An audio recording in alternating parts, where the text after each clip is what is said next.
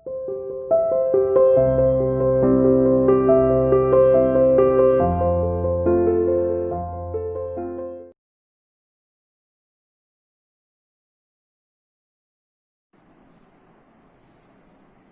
बच्चों, आज हम अपना उसी टॉपिक का, उसी लेसन का, यानी राम लक्ष्मण परशुराम संवाद का पद्यांश नंबर 5 पढ़ेंगे।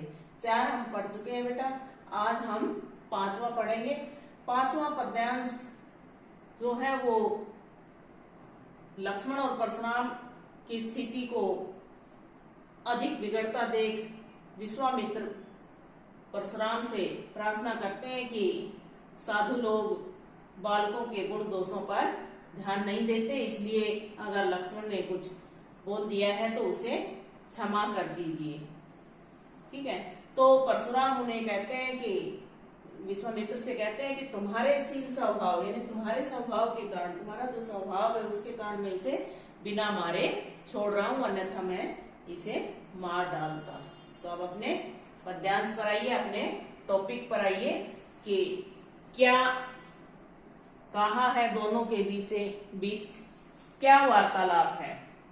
देखिए, अब लक्ष्मण जब परशुराम बार बार अपना कुल्हाड़ा संभाल लेते हैं, अपना फरसा उठा लेते हैं, तो लक्ष्मण फिर व्यंग्य कसते हैं और फिर कहते हैं क्या कि तुम है तो कालू हाक जनु लावा, बार बार मोही लागी बोलावा। यानी सुनत लखन के वचन कठोरा, प्रसु सुधारी धरेहू कर घोरा। अब जनी देई दोसु मोही लोगु, कटुबादी बाल को बध जोगु। बाल बिलो की बहुत में बाचा, अब येहू मर निहार भाषाचा। कौशिक कहा क्षमीय अपराधु, बाल दोष गुण गणहीन साधु। खर कुठार में अकरुण को ही, आगे अपराधी गुरुद्रोही। उत्तर देत छोड़ो न बिनु मारे, केवल कौशिक सील तुम्हारे। न तय यही काटी कुठार कठोरे, गुरु ही उरेन होते हु शरम थोरे। गाधी सुनु कहे हृदय हसी मुनि ही हरि अरे, सूझ अयमय खांड न उखमय, अजू न बूझ अबूझ। तो देखिए बेटा, इसमें ये अवधि भाषा में है, इसलिए हर शब्द का हमें मीनिंग पता होना चाहिए, तभी हम इसका भावार्थ समझ पाएंगे। तो देखिए क्या है कि तुम है तो कालू हाक जनु लावा। कालू का मतलब होता है मृत्यु, जनु मानो, हाक लावा जबरदस्ती ले आना। यानी लक्ष्मण क्या कहते हैं कि परशुराम से कि आप तो मानो मृत्यु को बुलाकर मेरे लिए ला रहे हो, यानी आप तो मानो मृत्यु को मेरे लिए बुलाकर ला रहे हो। यानी बार बार मोही लागी बोलावा, बोलावा मतलब बुलाकर, कि मेरे लिए मोही लागी, मेरे लिए। यानी लक्ष्मण क्या कहते हैं कि कहने का मतलब क्या है कि आपको तो ऐसा लगता है जैसे मृत्यु आपके हाथ में है और आप जल्दी से बुलाकर लाओगे मेरे लिए और वो मुझे मार डालेगी, यानी आपके वश में है मृत्यु। तो इसलिए लक्ष्मण परशुराम से कहते हैं कि आप तो मानो मृत्यु को मेरे लिए बार बार बुलाकर ला रहे हैं। सुनत लखन के कठन वचन कठोरा, यानी लक्ष्मण ने तब ऐसा बोला तो ये वचन सुनकर, लक्ष्मण के ये वचन सुनकर परशुराम का क्रोध और बढ़ गया और उन्होंने लक्ष्मण के वचन, कठोर व्यंग्य वचन सुनते ही परशुराम ने क्या किया, परसु सुधारी धरेहू कर घोरा। सुधारी मतलब तैयार कर लिया, धरेहू रख लिया, तैयार करके रख लिया, घोरा भयंकर। यानी लक्ष्मण के जब ये कठोर वचन सुने तो परशुराम ने अपना कुल्हाड़ा, अपना फरसा सुधार कर मतलब तैयार करके रख लिया, जो बहुत ही भयंकर था। तो एक बार फिर से देखिए के सुनत लखन के वचन कठोरा प्रसु सुधारई धरेहु कर घोरा। कि लक्ष्मण के ये कठोर वचन सुनकर परशुराम ने अपना भयंकर कुल्हाड़ा या भयंकर फरसा तैयार करके रख लिया। अब जनी देई दोसु मोहि लोगु। अब जनी देई, जनी लोग, देई देना, दोसु दोष, मोहि मुझे। क्या कहता है कि अब मुझे दोष मत देना। अब लोगों से कहते हैं कि अब लोग इस बालक के वध के लिए मुझे दोष मत देना। क्यों? क्योंकि ये इतना कड़वा वचन बोलता है, तो अब ये मारने के योग्य है। तो अब अगर मैं अब इसको मार डालता हूं तो मुझे दोष मत देना। ठीक है। अब जनी देई दोसु मोहि लोगु कटुवादी बालकु बद जोगु। यानी अब लोगों से कहता है कि अब इसके वध करने पर मुझे दोष मत देना। क्यों? क्योंकि ये कड़वा बोलने वाला बालक अब मारने योग्य है, यानी अब इसका वध निश्चित है। बाल बिलो की बहुत मैं बाचा। अब क्या कहता है परशुराम कि मैंने बाल बिलो की, बाल बालक बिलो की देखकर या समझकर बहुत, मतलब बहुत बाचा, बचाया, यानी मैंने इसे बालक समझकर बहुत बार बचा दिया। अब ये बचेगा नहीं, क्योंकि अब ये बहुत कड़वा बोलता है, तो अब ये मारने योग्य है। तो क्या कहता है कि बाल बिलो की बहुत मैं बाचा, कि बालक समझकर मैंने इसे बहुत बार बचा दिया है। अब ये हु मर निहार भाषाचा, यानी अब यह मरने के योग्य है। यानी अब तो ये सचमुच, साचा का मतलब होता है सचमुच, भा हो गया है, कि अब ये सचमुच मारने के योग्य हो गया है। यानी अब इसे कोई नहीं बचा सकता। अब तक तो मैंने इसे बालक समझकर बहुत बार बचाया था, लेकिन अब ये बिल्कुल बचने के योग्य नहीं है। अब तो ये मारा ही जाएगा। अब स्थिति इतनी बिगड़ चुकी है, परशुराम ने अपना फरसा भी संभाल लिया है और लक्ष्मण व्यंग्य वचन बोल रहे हैं। तो लोगों को लगता है कि अब ये, क्योंकि अब उन्होंने कह दिया कि अगर मैं इसे मार देता हूं तो अब मुझे दोष मत देना, क्योंकि अब ये इतना कड़वा बोलता है कि ये इसका वध निश्चित है। तो विश्वामित्र को लगा कि अब इसे मार देंगे। तो देखिए क्या कहा अगली पंक्ति में, कौशिक कहा क्षमीय अपराधु। कौशिक विश्वामित्र ने कहा क्षमीय, क्षमा कर दो, अपराधु अपराध को, बाल दोष गुण गणहीन साधु, यानी साधु लोग बालकों के गुण दोषों की तरफ, गण ही मतलब गिनते, गिनने का मतलब ध्यान नहीं देते, यानी साधु जो लोग हैं वो बालकों के गुण दोषों की तरफ ध्यान नहीं देते, इसलिए इसे क्षमा कर दीजिए, यानी इसे माफ कर दे। लक्ष्मण को विश्वामित्र ने क्या कहा कि उसने देखा कि अब स्थिति काफी बिगड़ चुकी है और परशुराम का क्रोध बहुत अधिक बढ़ चुका है। तो विश्वामित्र ने परशुराम से कहा कि हे परशुराम जी, आप तो साधु जन हैं और साधु लोग बालकों के गुण दोषों की तरफ ध्यान नहीं देते, इसलिए इसे क्षमा कर दीजिए, इसे माफ कर दीजिए।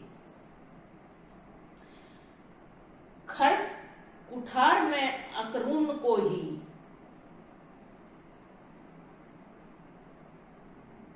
अकरून का मतलब होता है दयाहीन, कठोर। आगे अपराधी गुरुद्रोही, गुरुद्रोही गुरु का अपमान करने वाला। यानी परशुराम, जब विश्वामित्र ने कहा कि आप इसे माफ कर दीजिए, तो परशुराम ने विश्वामित्र से कहा कि आप, हे विश्वामित्र, आप जानते हैं कि मैं बहुत ही कठोर हूँ, बहुत ही निर्दयी हूँ, और कोही का मतलब क्रोधी, कि मैं बहुत ही कठोर हूँ, बहुत ही क्रोधी हूँ, और मेरे सामने, मेरे पास, मेरे हाथ में भयंकर हथौड़ा है, और मेरे सामने गुरु का अपमान करने वाला अपराधी भी खड़ा है। उत्तर देत छोड़ो बिनु मारे, केवल कौशिक सील तुम्हारे। यानी इसको इस प्रकार से उत्तर देते हुए, मैं केवल तुम्हारे शील स्वभाव के कारण ही बिना मारे छोड़ रहा हूँ, नहीं तो मैं इसका सचमुच वध कर देता है। यानी क्या कहा कि हे परशुराम, हे विश्वामित्र, इसको इस प्रकार से, यानी लक्ष्मण को इस प्रकार से जवाब दिए जाने पर मैं केवल तुम्हारे शील स्वभाव के कारण ही बिना मारे छोड़ रहा हूँ, नहीं तो मैं इसका वध कर देता। न ते ये ही काटी कुठार कठोरे, गुरु ही उरिन होते हु श्रम तोरे। नहीं तो नहीं तो यही काटी कुठार कठोरे, इस भयंकर कुल्हाड़े से मैं इसको काट देता, यानी इसका वध कर देता। और केवल गुरु ही ऋण, और गुरु के ऋण से ऋण हो जाता, श्रम थोड़े, थोड़े से परिश्रम से ही मैं गुरु के ऋण से ऋण हो जाता। गाधी सुनु कहे हृदय हसी, मुन ही हरि हरे सूझ। अयमय खांड न उखमय अधून बूझ अबूझ। गाधीसु यहाँ किसके लिए प्रयोग किया गया है? विश्वामित्र के लिए, कि विश्वामित्र मन ही मन हंसे और कहा, हृदय हसी, हृदय का मतलब मन, हसी मन ही मन हंसे, यानी विश्वामित्र मन ही मन हंसे और कहा, नु कहे का मतलब कहा, मुनि ही, कि मुनि को हरि हरे, हरा ही हरा सूझ रहा है, यानी दिख रहा है, यानी मुनि को हरा ही हरा दिखाई दे रहा है। जैसे कहते हैं ना कि सावन के अंधे को हरा ही हरा नजर आता है, तो इसलिए कभी परशुराम ने क्षत्रियों का वध किया होगा तो उस समय से ही वो कहता है ना कि मैं क्षत्रियों का दुश्मन हूँ, तो वो मार दिए होंगे, तो उनको लगता है कि ये राम लक्ष्मण भी साधारण क्षत्रिय है, उनको ये नहीं पता कि ये वीर योद्धा है। तो इसलिए विश्वामित्र जी कहते हैं कि मुनि को हरा ही हरा नजर आ रहा है, यानी हरा ही हरा सूझ रहा है, अर्थात वे सब क्षत्रियों को एक समान समझ रहे हैं। अयमय खांड न उखमय अजू न बूझ अबूझ। अयमय लोहे की बनी हुई, खांड का मतलब होता है तलवार, और एक खांड का मतलब क्या होता है? खांड जो मीठी होती है, जो गन्ने से बनती है।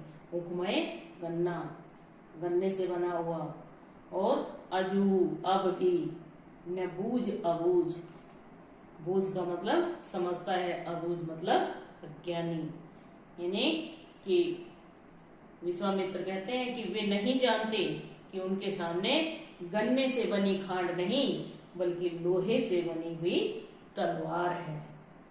ठीक है, इस खांड का दो यहाँ मीनिंग है, यानी इसमें कौन सा अलंकार हुआ, किसमें होते हैं कि शब्द से कई अर्थ निकलते हैं, सले अलंकार। ठीक है, तो ये कहता है कि मुनि को हरा ही हरा सूझ रहा है, यानी मुनि को सभी क्षत्रिय एक समान दिखाई दे रहा है, सबको एक समान मान रहा है। कभी मारे होंगे तो इसको लगता है कि आज भी हम इसको, यानी इनको मार देंगे, लेकिन ये नहीं पता कि ये गन्ने से बनी खांड नहीं बल्कि लोहे से बनी तलवार के समान है।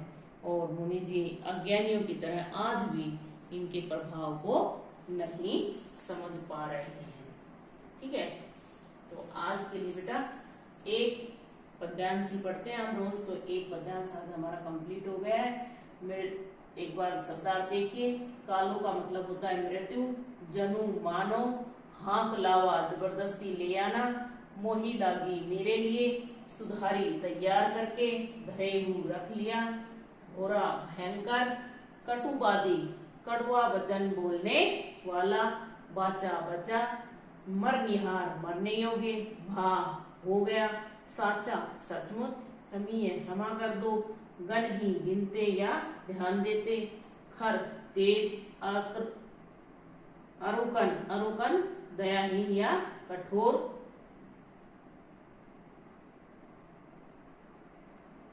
उसके बाद इसमें क्या लिखा हुआ है? अक्रूर, और इसमें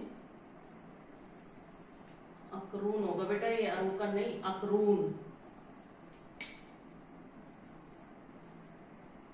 ठीक है, ये है अकरून। इसमें मिसप्रिंट है बुक में थोड़ा सा। तो दयाहीन, कठोर, निर्दयी कुछ भी कह सकते हैं। गुरुद्रोही, गुरु का अपमान करने वाला। हरिहरे, हराई हरा, आयमय लोहे का बना हुआ, उखमय गन्ने से बना हुआ, अजूहु अब भी, बूझ समझता है, अबूझ अज्ञानी। ठीक है, ये इसके वर्ड मीनिंग है। और अपने बुक में पेंसिल से अंडरलाइन करके सबके अर्थ लिख लीजिएगा ताकि आपको समझने में आसानी हो। ठीक है बेटा, धन्यवाद।